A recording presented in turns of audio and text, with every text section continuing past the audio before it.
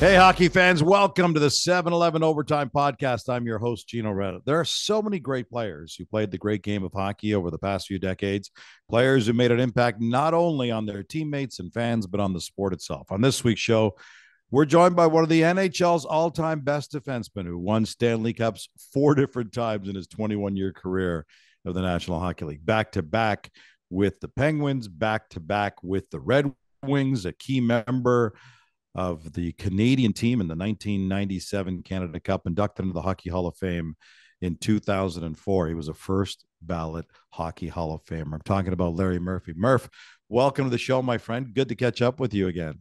Yes, Gino, it's good to see you. New circumstances. Excited for you. The podcast going down. Different world. I mean, we've known each other for obviously quite a few years. I think we'd never thought it would come to this. I know. Hey, can you imagine? Like, what? I think the first time where I really covered your career the most would have been the '87 Canada Cup. I mean, we're almost exactly the same age. I think I'm a year older than you. We would have been in our mid-20s. You wouldn't know it by looking at us, but I know. Just like, I'm not really sure. Was that a shot at me, Murph? I'm just kind of confused. I was trying to get to that, figuring out how I could do it, but anyway, can you imagine, for those who don't know, you're a Scarborough boy.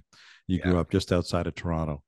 That Scarborough boy who was playing ball hockey back in the early mid 60s. Did you ever imagine that one day I'd be talking about you, a 4-time Cup champ, Canada Cup champion, Hockey Hall of Famer? I mean, did any of that stuff ever even come into your mind?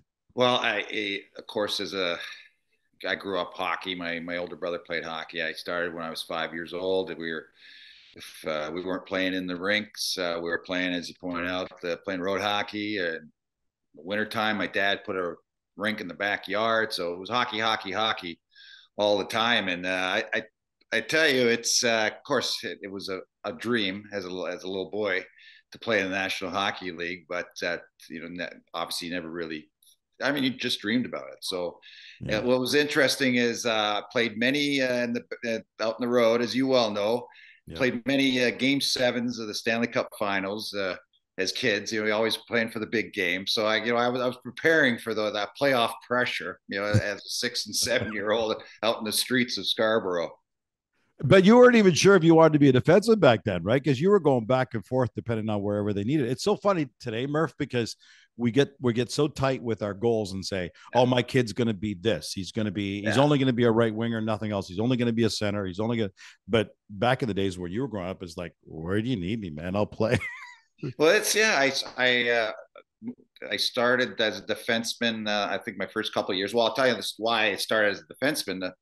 When my dad first took me, the first time I ever actually put hockey equipment on, it was for at McGregor Park on Lawrence and Kennedy. Yeah. And they were short boys. It was a 6 year old league, and they were short boys, so they opened it up to 5 year olds. My dad asked me, "Hey, do you want to play?" So I got there first time ever on skates. So we had the draft.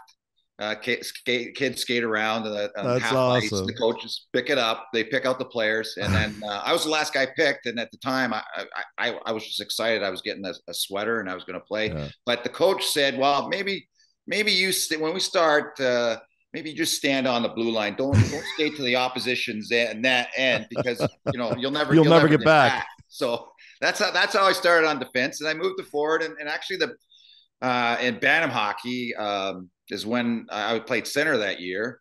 And then when I got to midget, I tried out for the Don Mills team and couldn't make it as a centerman. And the coach said, "Hey, why don't you try defense?" And I said, "Okay." Went back on defense and defense ever since. But just kind of to your point, I think it's important. Obviously, skating is so important. Now for all positions, even goaltenders, I think a goaltender really could help himself by playing out as a defenseman or forward, just to develop a strong skating ability, because it's every position now is so critical.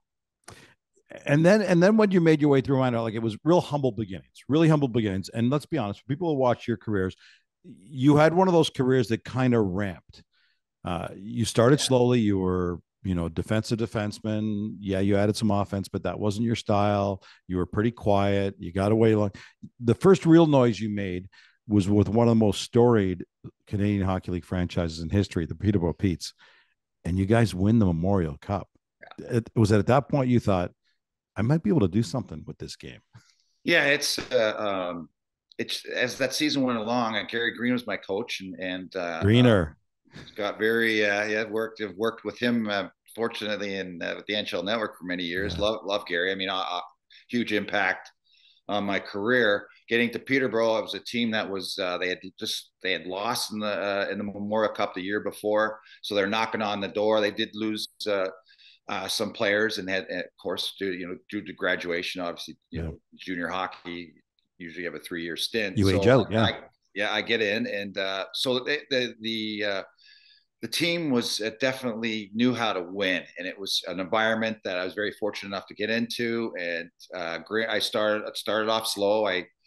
In terms of ice time, and as the season got along, it just progressed on. Just the amount of ice you're on the ice every day. The first time in my life that was the case, and then we go on, as you point out, we go on and win the Memorial Cup. At that point, I thought, yeah, I have a shot going to make it to the NHL. My next year was my draft year, and of course, the rating lists come out, so you become aware. But that was the point, I would say, where I thought I had a legitimate chance of playing in the National Hockey League. Was after that year, my first year in Peterborough, and then talking about coaching, I was fortunate enough. I had Mike Keenan my second year, but Gary went on to coach professional hockey. And Mike Keenan came in and took over the Petes, and we lost in the final game that year. But it was just great years of great coaching, a great winning environment, great attitude in the dressing room, and that's really elevated me. And that's I give a huge amount of credit. What prepared me for playing in the NHL. In conversation with Larry Murphy, Hockey Hall of Famer, 4-time Stanley Cup champion. This is the 7-Eleven Overtime Podcast. I'm your host, Gino Reda. So after those 2 years, though, Murph, now you really come on, because now you go 4th overall in the draft to the LA Kings. And I like to ask guys, when that happens, is that a sigh of relief, like, I made it? Or is that like, wow, now the work is really going to begin because I got to earn that? Well, I had a sense that I was going to go in that general area in the draft. So I think if I'd fallen farther down in the draft, that's when I think it'd be pretty tough on you. You'd be very disappointed, and I'm sure you'd be second guessing yourself. That's basically the area where I thought I was going. So I was fortunate. I didn't have to. The draft was in Montreal. I was fortunate I didn't have to sit there and hang on for more picks. So I got it. It was the first step. I got drafted. Of course, you go down, you meet everybody at the table. The Jerry Buss, the owner, was there, and of course the general manager and the coaching and that. And it really, from that moment on, they really made me feel like there was a place for me in that team. They wouldn't let me. They said, we don't want you playing any exhibition games in Peterborough that year. We just want you to come to camp. So it was the trajectory that I felt like I had a real legitimate shot of playing in the National Hockey League, just because of the way that things had fallen into place. Not only did you have a shot, though, Murph, I mean, you're being humble. I like the fact that you're humble. You and I have known each other for years, and you've always been this way. You come into the league, you come into the NHL, you're asking yourself the question, I'm not sure what I can do now, because now I'm surrounded by men. In major junior, you're surrounded by guys who are 18, 19, some 20-year-olds, but that's it. Now you're surrounded by literally the best in the world. And as a rookie, you come in and you set an NHL rookie record for assists and points in year one. What was that like to kind of say, I can compete at this level, I can do this? Well, it was a case of I was on a team with good offensive strength. We had the Triple Crown line, Dion, Simmer, Taylor. We had a lot of production, and I was playing first unit power play. It was just, as I say, things fell into place. I played first unit power play right from the start of the season on. They had made the decision. That's where they felt that they wanted me to contribute. So we had a real strong team. We had a disappointing playoff, to say the least, but I think we ended up either 3rd or 4th overall in the league. Just a great team, a lot of veteran guys. It's interesting. You touched on playing. You play with teenagers, so to speak, and you go to pro with these big guys, and I walk in the dressing room, and there's King Kong Korab's there, and of course, Marcel Dion. I mean, these guys larger than life. Well, Kong was basically larger than life. Marcel Dion, not so much. It was, yeah.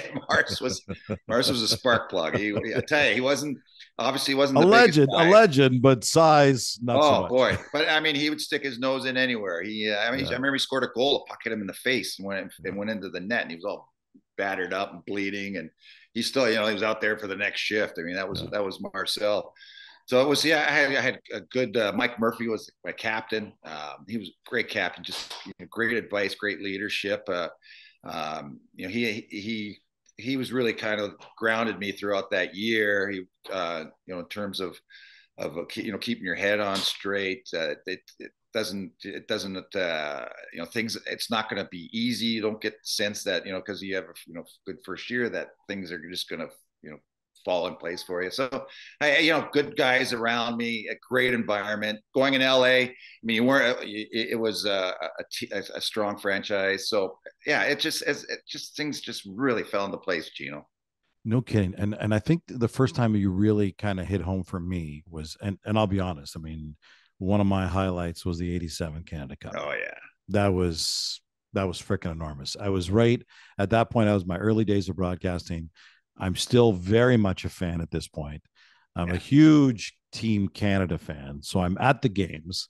I'm at the Canada Cup games, and you're there. So before I get to the way this finished, and it was great for you and obviously for Hockey Canada, you're in your mid-20s. You're 26 years old. They're putting together a Canada Cup team.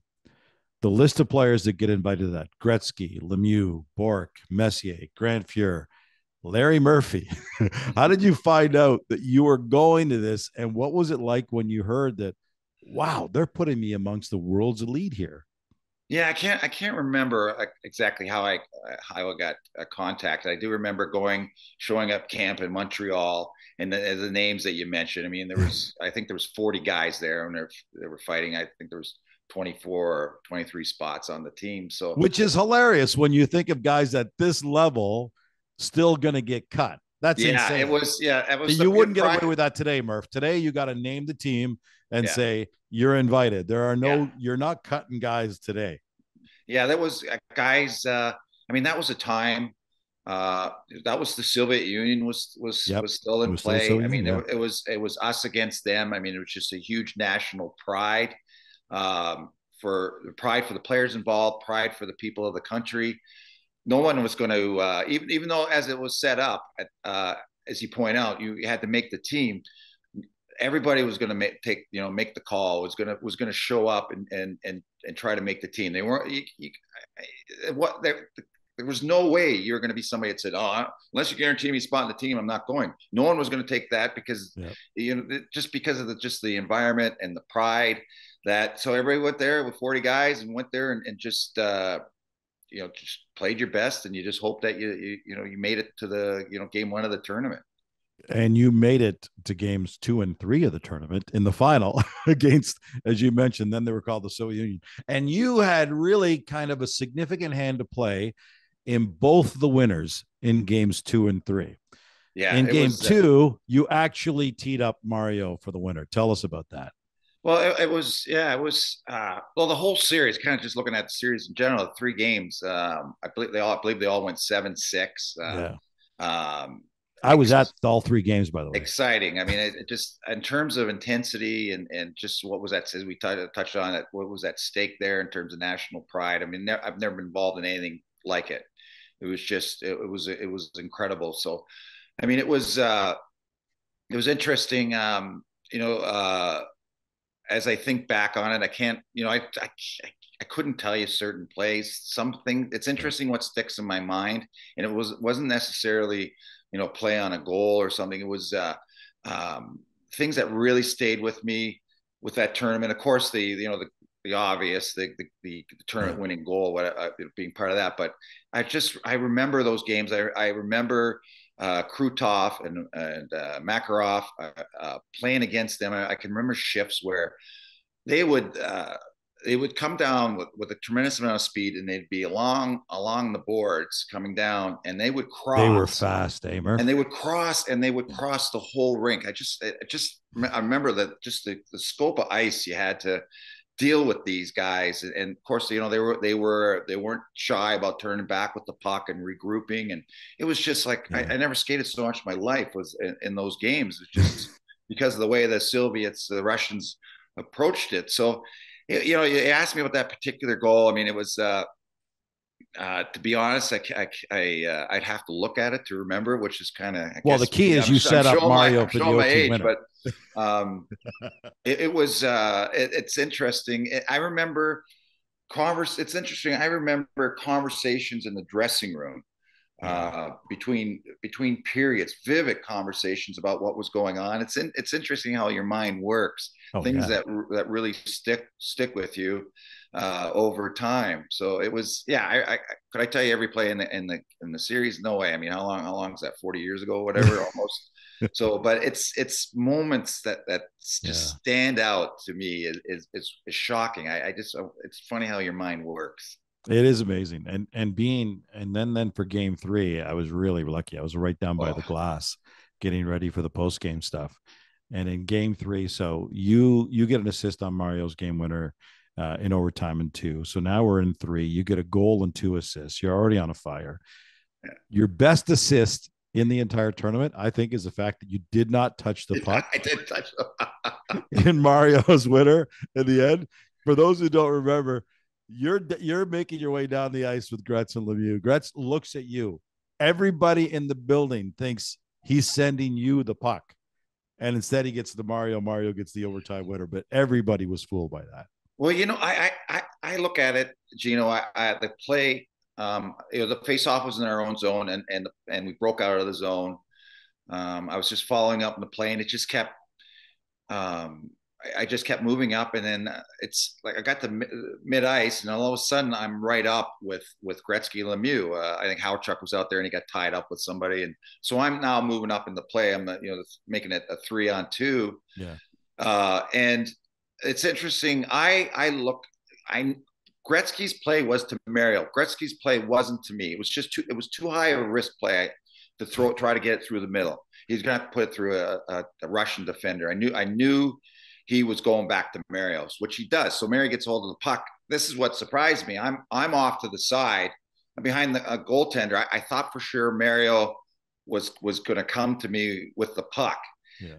But so did the goalie. So Mario realizes he's leaning towards me, thinking it's going here. And of course, Mario's skill set, he takes advantage of that fact, and he buries it. So, but at the time, I mean, it puck goes in the net. I mean, you're just elated about it. I mean, it was just what a moment. I mean, the Bill in Hamilton, I thought the roof was coming down. It just people went crazy. I mean, it was such a huge goal for hockey in Canada. And it's afterwards is where I kind of like evaluate what happened, and I thought, oh man, the puck could have come to me, but I mean, at the time, of course it doesn't matter. It doesn't matter now either. I mean, I just tremendous pride that I was actually, on the team playing in the tournament. So, but what was it like? I was ready, boy. I thought I'm looking over my shoulder on my forehand, and I thought it was coming, but Mario decides to score. So, you can't knock him for that one. You guys then went next door, because I remember you guys went next door. I don't remember what the hotel was, but you guys were literally staying next door. I think you just walked right through the tunnel. Yeah, you walk through that mall or whatever it was, or you could get to the arena. So now you're Canada Cup champs, and you're looking around, you're like Gretzky, Lemieux, Bork, all these guys. What was that celebration like? What was that moment like where you're celebrating international hockey's greatest achievement there for probably a decade, going back to the 72, maybe the 76 Canada Cup as well, which was amazing, probably one of the all-time best teams. But you're celebrating with some of the best in the history of the game. Something like that. What was interesting about the tournament is, and you mentioned these guys, was the fact that with Gretzky and Lemieux were at the top of their games at that point, and there was everybody was watching. I mean, you never said anything, but it was kind of they were matching up against each other. Who was the greatest player in the world? And this was a stage for them to show it. And of course, they both come off with incredible tournaments, and you can't pick one over the other in terms of who's the MVP. I don't even know if they picked an MVP, but between those two, boy, it was neck and neck. But what was great about it goes back to this national pride discussion we had earlier, was that didn't get in the way of the way they played. Like, they played quite a bit on the same line, and boy, they would utilize each other. There was no you never got the sense that, hey, I'm trying to get one up on the other guy. It never was there for a moment. They knew that they were great players, and they knew that we worked together, they could do great things.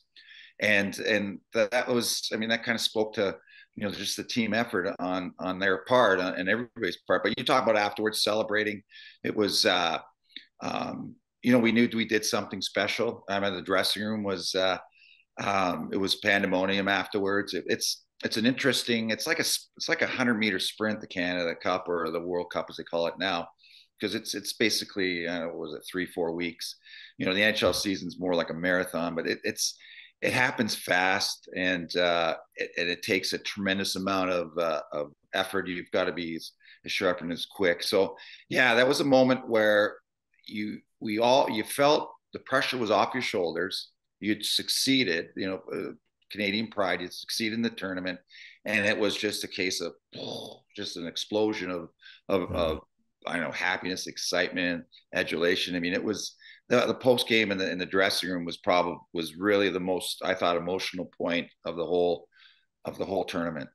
I love seeing you like this, Murph. Like, I love seeing you relive these moments. It's like, I've known you. It never gets old, Gino. Never gets old. But it's nice that it's still so vivid in your mind, and you still, like, there's parts of you and your personality that you're still a kid.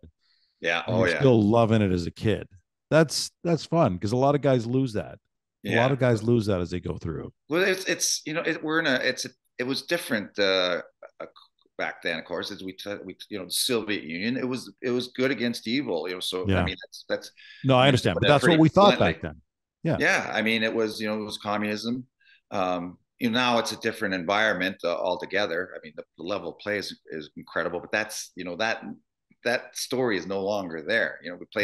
We still play the Russians, and they still want to beat the Russians, but it's almost just as much animosity, maybe more now, beating the Americans. Yeah. Now I say that to you, who live in the U.S. Well, we beat the U.S. in, I think, in the next, was it 91 Canada Cup? The 91, yeah. Yeah. So I mean, the U.S. program now has made great strides now. I mean, you look at NHL draft, first round, there's a pile of players. U.S. college kids out of the U.S. development program. The development program is really what a development program for the National Hockey League. And that's just down the road, of course, in Plymouth, Michigan. Yeah. I'm in Birmingham, so we see these kids, and it seems like half that team always makes it to the NHL. Yeah, we're in conversation with Larry Murphy, Hockey Hall of Famer, 4-time Stanley Cup champion. This is the 7-Eleven Overtime Podcast. I'm Gino Reda. So now, I mean, for those who don't know, you played for 6 different teams in the NHL. We'll get to the latter part of your career. The Kings drafted you, the Caps, the North Stars. Then you end up in Pittsburgh. Yeah. So after having played the Canada Cup with Mario, and you kind of got to spend some time with him over a short window, now you're a teammate of us.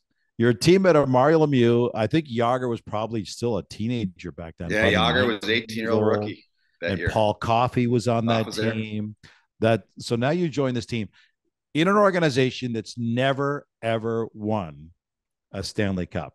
Yet you've got this stacked team. Yeah. When you're going into that season, were you thinking right from the start, this could be it? This could be the historic time? Well, I got there in it was December. Yeah. And I couldn't believe. I mean, they were still finding their way. We had the great Bob Johnson was coaching. They hadn't reached their full potential. Don't forget the guy who brought you in, because that's going to be a key part of your journey throughout your career. Oh yeah, that's a good point. Yeah, so it was interesting. So I get to Pittsburgh, and of course Mario's there, and I knew him from the Canada Cups, and I played a World Championship with him at one point. Yeah. But it was talking about that goal, like it being been called, the greatest decoy in Canadian hockey history or whatever. So the guys in Pittsburgh, obviously, I can't remember who said it to me. Somebody came and said, "Hey, Mario's not going to pass you the puck here, right? So stuff like that. I never, I'd never hear the end of it. So, but yeah, it was a great opportunity going to Pittsburgh with Bob Johnson. You touch on a highly skilled puck possession team. I mean, we had the puck all the time, and basically.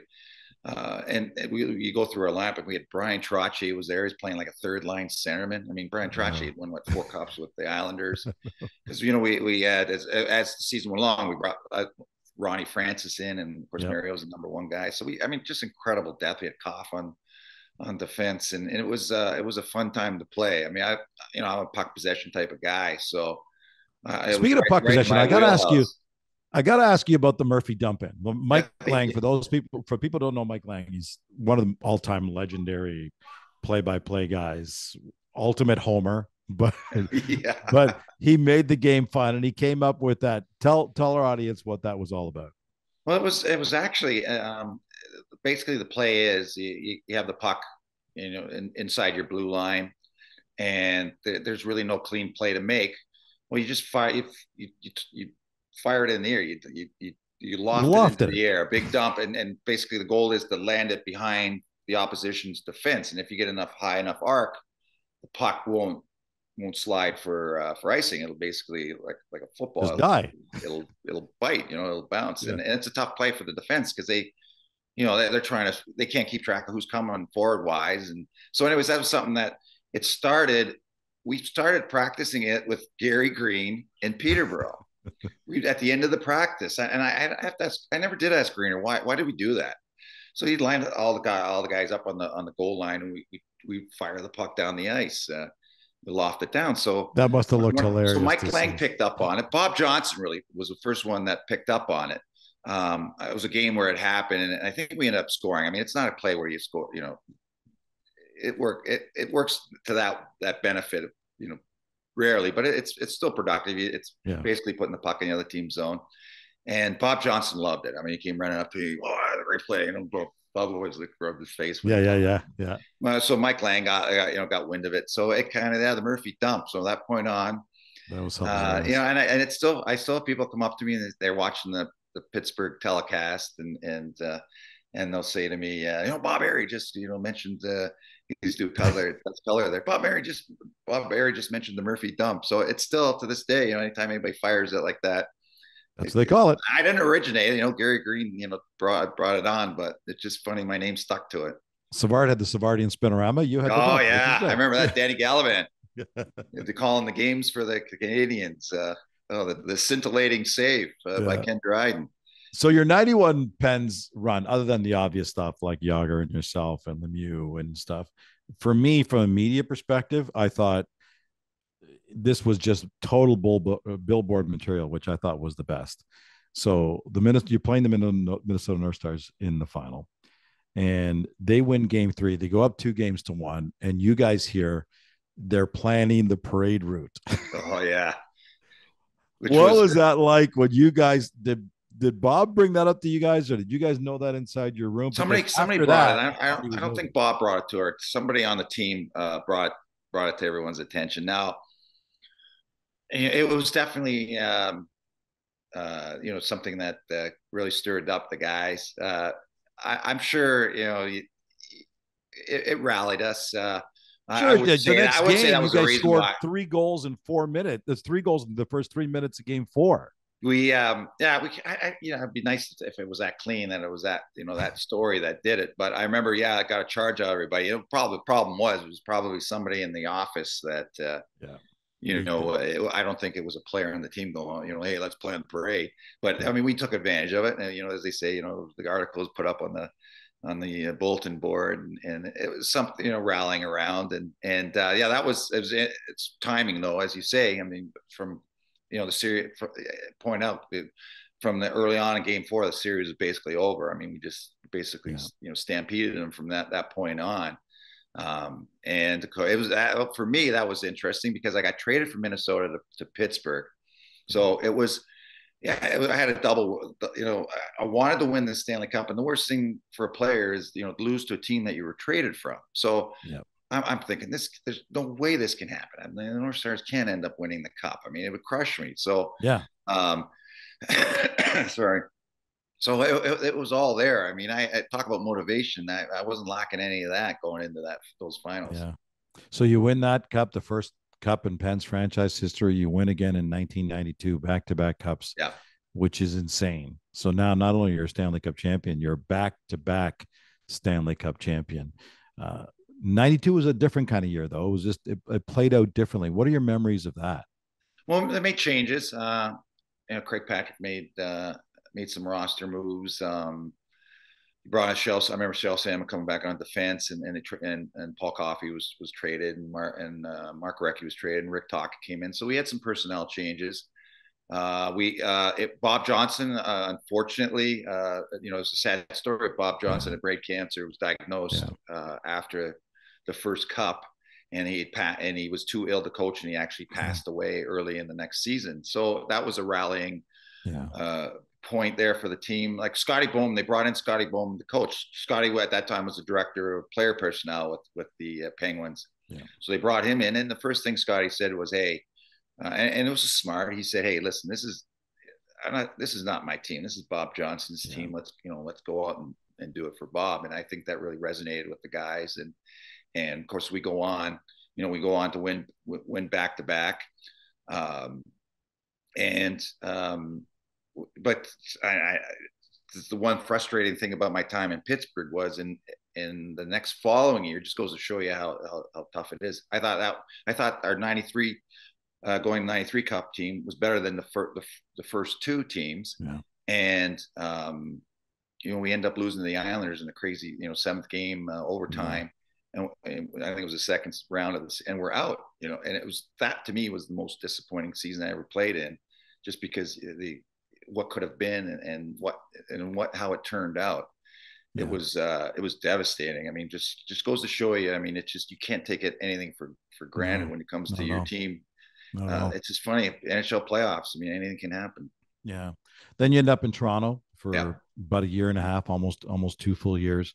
It was a rough time to be a Toronto Maple Leaf at that point, because the team was in a real bad spot, missing the playoffs, getting knocked out of the first round. And then you become the lightning rod in that, because you're making the money you're making. Yeah. But the cast is just not there. So then the Leafs are like, okay, let's move Murphy out of here. But it was interesting, Gino. Just like the time in Toronto, I grew up in Toronto. Yeah, right here. So I was a diehard Leaf fan, and it was quite an honor, and to wear the Maple Leaf sweater. As you point out, I mean, it would have, the thing that would have solved my time in Toronto is if we started winning. I mean, it was just, Pat Burns, my first year there, Pat Burns was fired, and then they brought in an interim coach, Nick Beverly, and that didn't work out very well. That was the year we lost out in the first round. It's just the team was in turmoil. Unfortunately, that's just it. But I wouldn't trade that year and a half. I got traded at the deadline the next year for anything. A childhood dream, putting on the Maple Leaf. I just wish we had won more. And it was we made the playoffs my first year. Second year we weren't going to make the playoffs. Yeah. And of course I had no trade clause, and Cliff Fletcher calls me up, of course. And as you touch on, go on to Detroit. Just at the right time again. I got Pittsburgh. You were a class act, though, Murph. I got to say, you were a class act, because it wasn't on you what was going on, and you were pretty quiet about it and took a lot of flack that really wasn't deserved. And you were a class act through all that. That was I honestly believed you. I as a player, you do, no matter what the circumstances are, like how it's important that you self-evaluation. You can't don't fool yourself. Yeah, but not everybody thinks like that, Murph. But it wasn't my greatest years. No, of course not. I don't say that. But I was happy with the effort I put forward. I was happy with my level of play. I mean, it's just, it was great. Detroit, they scooped me up, and I get into Detroit, and I'm playing big minutes right away on a top which team. was amazing. So which I didn't, when I got there, I wasn't surprised. I got there, I was, of course I was, I'll fill whatever role you want. And, they played me a lot. So I mean, and I wasn't surprised. I knew I could do it. I just, it was just unfortunate the way things were in Toronto. And I mean, boy, I talk about, if there's a city where you'd want to win the cup, that would be in Toronto, Yeah. of all places. So Yeah. it just never came to be. But I still got to, live out a dream. So yeah, go to Detroit, and it was, boy, what a great move that was. Thank God I got the call at like 2:45, 3 o'clock deadline. I have to waive the clause. Like Cliff can't trade me Yeah. without me saying agreeing to trade the clause. So for whatever reason, if I wasn't around for those 15 minutes, I would have never gotten to Detroit. Yeah. So which kind of gives me the shivers when I think about, boy, I was that close to missing this opportunity. Yeah, it was that close. And I mean, you were right before the deadline, and it was Scotty Bowman who had won with you in Pittsburgh. So he knew what you could present. And he said, yeah, listen, you guys, you making Murph available, we'll take him. No problem. And he slots you right in there. And like, it was no joke. I mean, you joined a decor with Lidstrom, Konstantinov, Fetisov, Bob Rouse. I mean, that's strong. And so now you end up in the cup final, much to the chagrin of Leaf fans. We're like, seriously, seriously, you're in the cup final. You're facing the Flyers, Lindros, Leclerc, and Renberg, the Legion of Doom. These guys are all monsters. They've been kicking butt all season long. D-men are just getting pounded by these guys because they're so physical, and you shut them down. You're on the shutdown pair with Nick Lidstrom, one of the greatest defensemen of all time. Oh yeah. Which must have been amazing to play. And in 4 games, you held the Legion of Doom to just 3 total goals. What was that like to have that assignment to shut them down? But almost more importantly, to be that successful against these monsters. Well, that was Scotty. He felt that the Legion of Doom basically they were running over everybody. I mean, these were highly skilled guys, Renberg and Leclerc and Lindros. I mean, big guys that were very talented, but also very big. And they basically, if you tried to go muscle to muscle against them, you're not going to have a lot of not going to luck. work. So Scotty thought his approach, and that's the way Scotty Bowman was. He thought, well, if we'll play a game against them where if they don't have the puck, they can't score. Yeah. So he played me and Lidstrom, and we didn't bang heads with them. I mean, we were put to the test, of course, to play well defensively, but for the most part, if we got a hold of the puck, we were able to move it around them and move it up to our forwards, and that was, I think that's what made us. That's how we were effective in that situation. I don't think Nick or I hit any of those 3 guys in the whole playoff series, but and the funny thing was that they were, that was the type of hockey they're used to. They were used to just teams trying to overrun them and then them just basically crushing them, but they didn't they didn't have anybody to hit really, so to speak. Yeah. So it was an interesting philosophy. It worked out well for us. We ended up sweeping them. So yeah, it was great. I mean, to me, take great pride, playing in that situation. Yeah, as a player, you want to play in all the tough, important situations, the critical times, I guess you'd say. And I was glad. I was very thankful I got that opportunity. So you sweep them. You end the 42-year Stanley Cup drought for the Red Wings. You helped the Penguins win their first ever Stanley Cup title. What was the reaction like in the given city? The Pens to their first cup versus the Red Wings to their first in 42 years. What was the reaction like? Well, it was interesting in Pittsburgh. Just how excited the city was. We won it on the road in Minnesota, so the fans knew that we'd be flying back to Pittsburgh, at some point that night, and it was at some point because I think we were in Minnesota for 2 or 3 hours at least after the game before we were able to corral everybody and get them on the plane. Fine guys, why don't you say it? Be honest, until you found the guys. And the funny thing was, I think every FAA rule was broken on that flight back. I mean, no one had a seatbelt on. It was out of control. I remember guys had the foghorns. They have foghorns on these on the planes, and they're like, they got it, and they're all yelling at the end of the plane or the other, and it was just a wild time.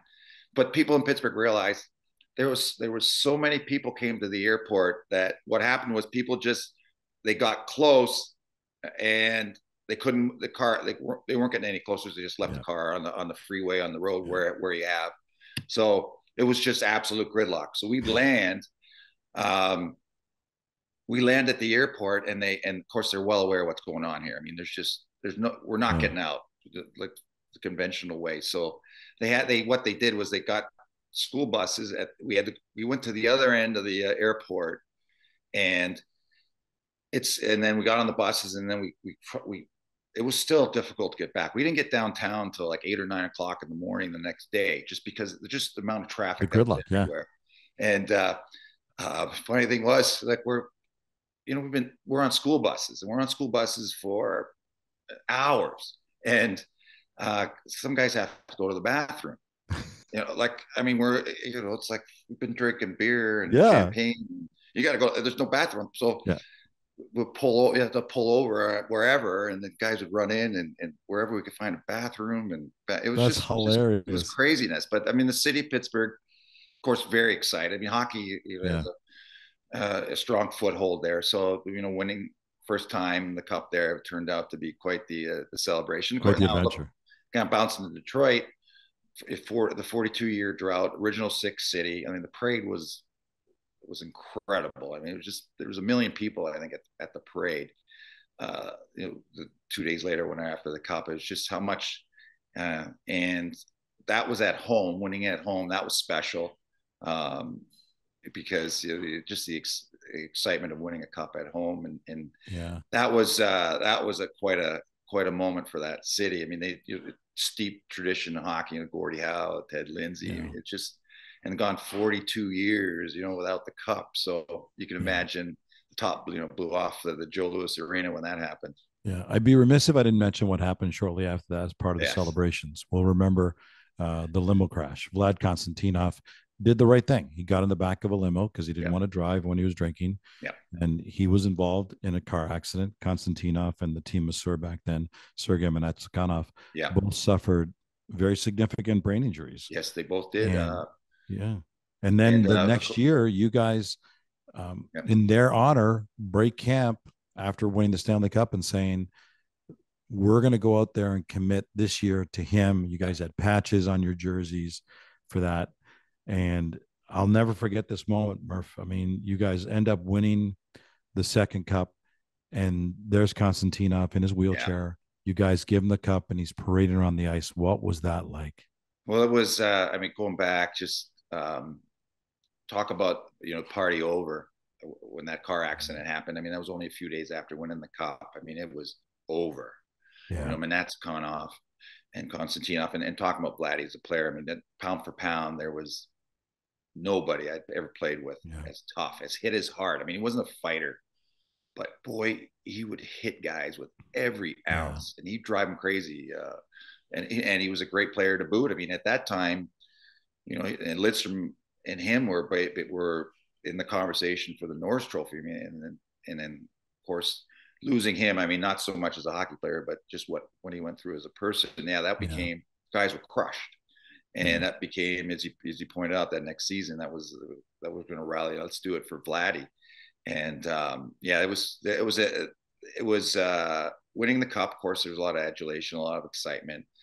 But I mean, it was kind of mixed emotions when you saw Vladdy there. I mean, and you think what he was at one point in time, and what he'd gone through. It was really, I don't know how you describe it, but I mean, everybody's happy, and Vlad is still in the Detroit area. We still see him. He's made small strides. I mean, he needs he's around the clock care for him. It's just crushing.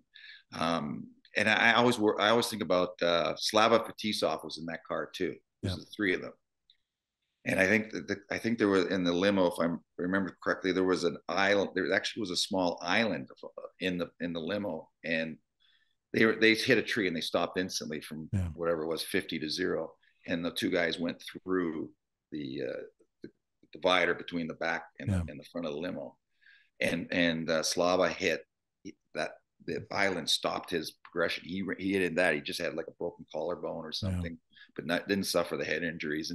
And he, he's got that survivor's remorse, I guess you would call it. For sure. He has to deal with, and he sees this too. And those three were close. They were so close that to this day, I mean, Slava, it's just, I mean, it's. I'm sure a day doesn't go by where he doesn't think about his two friends. And the difference it could have been. Yeah. The stuff you've done, Murph, and telling these stories has been so much fun. I can't tell you how much I appreciate it. You and I have been friends, as well as me covering your career over the years. One of the great playoff performers. I think you played 18 Stanley Cup final games. You got 18 points, which is crazy. When people think if you can do a point a game in an NHL career, it's crazy. But if you can do that in the final, I got to throw this in, Gino. I think I probably have the longest winning streak in NHL finals. I went, let's see, 15 games in a row, straight wins, because as you pointed out, Minnesota, we won the last 3 games of the series. We swept Chicago the next year. And then with Detroit, swept Philly, and then we swept Washington. So I never got to the only guy to win 4 cups in that game decade. 7 of the finals. So, but hey, 15 in a row in the play, and then the Stanley Cup finals. I'll take that instead. Well, and also the only guy in that decade to win 4 Stanley Cups, because there could have been a lot of other people that did the same thing but did not. Now you're in my industry now. You're in broadcasting. You've been doing that for years. I know you're enjoying that still in the Detroit area. You're still living there, but you're also involved in something called 3 Ice. Tell us about that, what you're doing, because it's coming back again this summer. It was last year was the first season. It's basically what it is I guess the catchphrase is the best part of hockey. It's how exciting 3-on-3 overtime is. So EJ, Eddie Johnson's son, actually is one that developed this league, and it's basically we play 3-on-3 games, and it's you don't play. I don't play. No. I'm a coach. Yeah, thank you for clarifying that. Those days are long gone, and because the level of play is, the players are a lot of they're North American players that either played in the American League, the East Coast League, or they played in Europe. That's basically the makeup of the league. Really talented, high skilled guys. A lot of them whose games are totally tailored to this stuff. There's no hitting. It's just wide. It's pond hockey, wide open, 3-on-3. So last year was the first year. We had 8 teams. We'd go to different cities. 6 teams, go to 8 different cities. We'd play a tournament. Games are only 16 minutes long because we only have 6 skaters on the bench. And the other coaches are Joey Mullen, Brian Trottier, John Leclerc, Guy Carbonneau. So some big names. I think Ray Bork is going to coach next season. I was told he's signing. If he hasn't yet, he's going to sign a contract. Beautiful. Coach next year. So Ray's going to join. They're going to expand to 8 teams next year. Beautiful. Do you ever want to coach? Want to get involved in management? I'm glad you asked me that, because I went into broadcasting because I didn't have the drive or that's necessary, or the desire necessary to be a successful coach. Those guys, they're at the rink long before the players get there, and they're at the rink long after they leave. And it is a tough grind for those guys. They work hard. I thought I didn't want it bad enough to pay that price. So broadcasting was a lot less stress. So this is just a taste. I only have 6 players on my bench.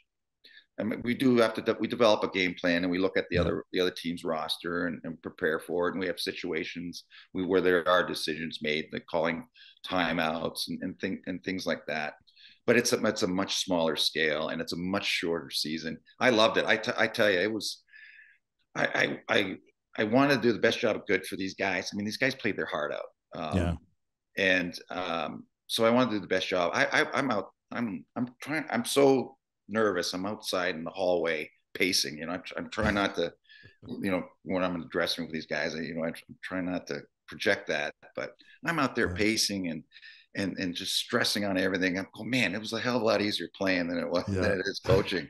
So, but it was a fun experience. And these guys, they played hard. There was good money to be made for them. Like for them, especially a guy that, came from the East Coast League, he could make as much money in these 8 weeks as that he'll make the next season. So, Right. I mean, they played for pride. They got such a tight knit group. They became very close. The 7 guys, it was incredible, the bond of these 7 guys and the discussion in the dressing room. Like you go in as a coach, normally you go in and you get 20 guys in there and you speak to it. The dynamics were different. It was almost like a group effort. Like I'd come in and it was like sitting around the kitchen table before every game. And it was a real good experience. Perfect. And we'll watch for it again this summer. Murph, It's been a great ride, my friend. I've loved watching and celebrating with you. 4 Stanley Cups, your Hockey Hall of Fame induction has been spectacular. We're so appreciative of you taking the time to share these stories with us. Thanks, pal. Well, Gino, I really appreciate you, calling me up, asking me to do it. I always look forward. We always seem to see each other once a year. It seems like at the Hall of Fame induction weekend. But hey, I enjoyed it. Thank you again. Awesome, Murph. Thanks, great, buddy. That's great. That was 4-time Stanley Cup champion and Hockey Hall of Famer Larry Murphy.